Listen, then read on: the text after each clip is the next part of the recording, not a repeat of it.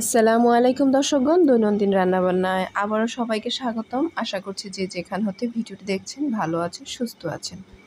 কুমিল্লার জলযোগের স্পঞ্জ মিষ্টি খুবই ঐতিহ্যবাহী, কিন্তু সময়ের অভাবে অথবা এখানে আসার অভাবে বাংলাদেশের যে কোনো প্রান্তের মানুষগুলো এই স্বাদ থেকে কিন্তু বঞ্চিত হয়। তাই একদমই কুমিল্লার জলযোগের মতো স্পঞ্জের যে মিষ্টিটা আছে তাই আপনাদের জন্য আজকে করে দেখাচ্ছি। আশা করছি আপনাদের কাছেও খুব বেশি ভালো লাগবে। এই স্পঞ্জের মিষ্টিটা খুব বেশি স্পঞ্জিও হয় না, আবার নর্মাল যে মিষ্টি সেটাও হয় না, দুইটা মিষ্টির মাঝামাঝি একটা রূপ। এই মিষ্টি তৈরির জন্য 1.5 লিটার দুধকে আমি একদম ভালোভাবে ফুটিয়ে নিয়েছি, তবে বেশিক্ষণ ফুটাতে হবে না, জাস্ট কয়েকটা বলক দিলেই হবে। এর ফাঁকে আমি কিন্তু আগেই ছানাটা রেডি করার জন্য জিনিসগুলো রেডি করে নিচ্ছি। একটা ছাঁকনির ওপরে এভাবে একটা পাতলা সুতি কাপড় নিয়ে নিচ্ছি, আর এখানে দুধটাকে এভাবে 5-6 মিনিট ফুটিয়ে নিচ্ছি। খুব বেশি ফোটানোর দরকার নেই, খুব বেশি ঘনিয়ে নেওয়ারও দরকার নেই। দুধটা এভাবে যখন 4-5 মিনিট ধরে বলক উঠবে তখন চুলার আঁচটা বন্ধ করে দিয়ে আমি এখানে ভিনেগার আর পানি মিশিয়ে নিয়েছি। এখানে 2 টেবিল চামচ ভিনেগার আর 1 টেবিল চামচ পরিমাণ নর্মাল টেম্পারেচারের পানি নিয়েছি। অবশ্যই চুলাটা বন্ধ করে দিতে হবে, না হলে কিন্তু দলা পাকিয়ে শক্ত হয়ে যাবে ছানাটা। এখন এই চুলার আঁচ বন্ধ আগেই রেখে দেওয়ার পর ভিনেগারটা দেওয়ার পর এভাবে একটু হালকা নেড়ে চেড়ে দেবো, আর কিছুক্ষণের মধ্যেই দেখতে পাবো পানিটা এবং দুধের যে ছানাটা সেটা সম্পূর্ণ আলাদা হয়ে যাচ্ছে। অনেক সময় ভিনেগারটা সরাসরি দেওয়া হয়, সেক্ষেত্রে একটা টক ভাব থেকে যেতে পারে, আর যদি একটু পানি মিশিয়ে দেওয়া হয় তাহলে কিন্তু খুব সুন্দরভাবে ছানাটা কেটে যাবে। এই ছানা মিশ্রিত পানিটা ছেঁকে নেব আর ছানাটাকে রেখে দেব মিষ্টির জন্য। আর এই পানিটা চাইলে আপনারা সংরক্ষণ করতে পারেন পরবর্তীবার ছানা তৈরির জন্য।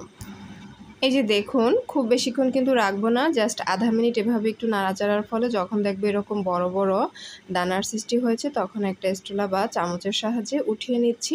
ছাঁকনির সাহায্যে উঠিয়ে ওই আগের ছাঁকনিটাতে পাতলা কাপড়ের ওপর এভাবে সবটা নিয়ে নিচ্ছি।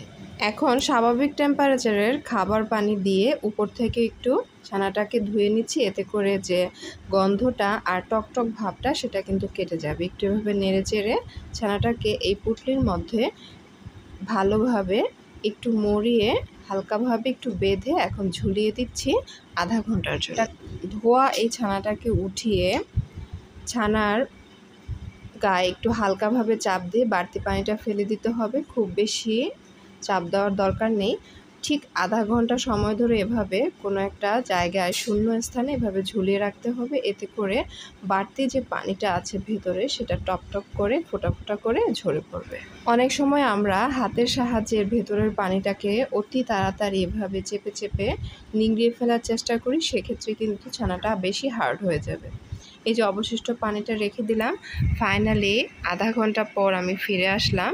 ফিরে এসে ছানার কাঠামোটা ঠিক এই রকম পেলাম। এই যে দেখতেই পাচ্ছেন, খুব বেশি হার্ড না, আবার খুব বেশি সফটও না, খুব সুন্দর একটা ছানার শেপ এসেছে। এখন একটা চ্যাপ্টা থালের মধ্যে নিয়ে এগুলোকে অনবরত হাতের তালু দিয়ে প্রায় 7-8 মিনিট এভাবে আমি হাত দিয়ে চটকে নিচ্ছি। একটু চেপে চেপেই চাপতে হবে, যত বেশি চাপা হবে তত বেশি মসৃণতা আসবে।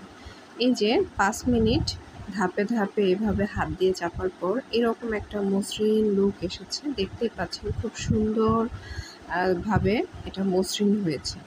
এখন এই জিনিসটার মধ্যে যখন আমরা স্পঞ্জ মিষ্টি তৈরি করি সম্পূর্ণ, তখন কিন্তু কিছুই মিশাই না। এটা যেহেতু হাফ মিষ্টি আর হাফ স্পঞ্জ মিষ্টির জন্য হবে।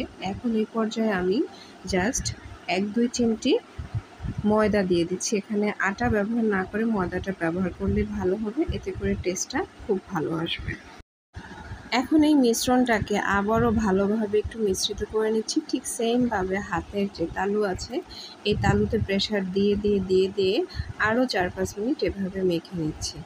এখন ফাইনালি দেখুন, এখনও কিন্তু আরেকটু দেওয়া যাবে, আরও 1 চিমটি ময়দা দিয়ে দিচ্ছি। এখানে 2 চা চামচের মতো হবে সর্বসাকুল্যে, এর বেশি কিন্তু কোনোভাবেই হবে না। আমি 1.5 কেজির জন্য এখানে প্রায় 15-20টা মিষ্টি বানাবো, তার জন্য 2 চা চামচ দিয়েছি। আর দেখতেই পাচ্ছেন 1 চিমটিরও কম এখানে একটু বেকিং পাউডার দিয়ে দিয়েছি। বেকিং সোডা না, এটা হচ্ছে বেকিং পাউডার। এখন আমি শেপটা দেওয়ার আগে এখানে আমি একটা শিরা তৈরি করে নিচ্ছি। আমি 1.5 কাপ পরিমাণ চিনি নিয়ে আমি এখানে 5 কাপ পরিমাণ নর্মাল টেম্পারেচারের পানি দিয়েছি। এখানে অফ ক্যামেরায় সব জিনিসগুলো দিয়েছিলাম, সবগুলো কিন্তু এখানে ভিডিও করা হয়নি।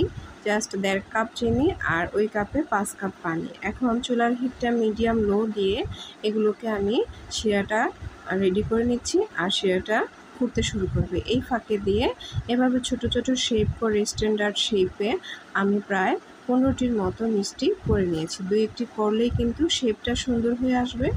চেষ্টা করতে হবে যাতে শেপটা খুব গোলাকার হয় আর ফেটে না থাকে। অনেক সময় গোলাটি শেপ দিতে দিতে হাতে কিন্তু অনেকটা তেল উঠে যায়, তখন হাতটা যদি একটু ধুয়ে নেওয়া হয়, হাতটা খসখসে হয়, তখন কিন্তু শেপটা খুব সুন্দর আসে। এতক্ষণে আমার বলগুলো তৈরি করতে করতে চিনির শিরাটাও কিন্তু রেডি হয়ে গিয়েছে। এখন ফুটন্ত শিরার মধ্যেই বলগুলো দিয়ে দিচ্ছি। দেওয়ার পর একটু নেড়েচেড়ে, খুব বেশি নাড়াচাড়া করতে হবে না, হাই হিটে আমি 4 থেকে 5 মিনিটের জন্য ঢেকে দিচ্ছি। প্রথম হিটটা অবশ্যই হাই হিট দিতে হবে, পরবর্তীতে চুলার আঁচটা কমিয়ে দিতে হবে। 5 মিনিট পর একটু নেড়েচেড়ে দিয়ে চুলার আঁচটা মিডিয়াম করে দিয়ে আরও প্রায় 8-10 মিনিটের মতো এভাবে রেখে দিচ্ছি, রান্না করে নিচ্ছি। 8-10 মিনিট পর এবং আগে 4-5 মিনিট পর, মোট 15 থেকে 16 মিনিট পর আমি ফিরে আসলাম। এখন মিষ্টিগুলো অনেকটাই ফুটতে শুরু করেছে এবং ভেতরের দিকে অনেকটাই সিদ্ধ হয়েছে। মোটামুটি 60% পর্যন্ত কিন্তু এগুলো অলরেডি কুক হয়ে গিয়েছে। এখন 2 টেবিল চামচ নর্মাল পানির মধ্যে 1 চা চামচ ময়দা নিয়ে, অথবা এখানে কর্নফ্লাওয়ার দেওয়া যাবে, জাস্ট ভালোভাবে একটু ফেটিয়ে নিতে হবে, না হয় কিন্তু দলা পাকিয়ে থাকবে। এটা দিলে স্পঞ্জি যে রসটা থাকে সেটার একদম পারফেক্ট। এই রসটা দেওয়ার পর ঢাকনা দিয়ে মিডিয়াম লো হিটে আরও 7-8 মিনিট আমি এভাবে রেখে দিচ্ছি। মোট এই মিষ্টিটা তৈরি করতে প্রায় 25 মিনিটের মতো লেগেছে। সিস্টেম লস হিসেবে 30 মিনিট লেগেছে। ফাইনালি আমি প্রায় 25 মিনিট পর এভাবে ফিরে আসলাম। রসটা কিন্তু দেখতেই পাচ্ছেন এরকম ঘনত্ব আর এরকম একটা কালার হবে, এবং মিষ্টিগুলোও কিন্তু দেখতে পাচ্ছেন অলরেডি পানির মধ্যে ডুবতে শুরু করেছে, তার মানে মিষ্টিগুলো হয়ে গিয়েছে। লাস্ট 1 মিনিট আমি একটু ফুল হিটে দিয়ে দিয়েছিলাম, এটাই কিন্তু শেষ। এরপর চুলাটা অফ করে দিলাম। 5-6 ঘন্টা এভাবে এই রসের মধ্যেই কিন্তু এগুলোকে ডুবিয়ে রাখলাম। 5-6 ঘন্টা পর আমি রাতে বানিয়েছিলাম, সকালবেলা এরকম একটা লুক এসেছে। দেখতেই পাচ্ছেন, আমি কেটে দেখাচ্ছি, এতটা সুন্দর হয়েছে। এই মিষ্টিটা ভেতর থেকে এত মোলায়েম, কিন্তু আবার কচকচেও না, আবার নর্মাল মিষ্টির মতো হার্ড ছোবাও না। এটা মুখে দেওয়ার সাথে আপনি অন্য জগতে হারিয়ে যাবেন। তাহলে দর্শকগণ, আপনারাও কিন্তু কুমিল্লার জলযোগের এই স্পঞ্জি মিষ্টিটা তৈরি করে নিতে পারেন। আর আমার ভিডিওটি ভালো লেগে থাকলে চ্যানেলটি সাবস্ক্রাইব করবেন, ভিডিওটিতে লাইক কমেন্ট শেয়ার করবেন। ধন্যবাদ।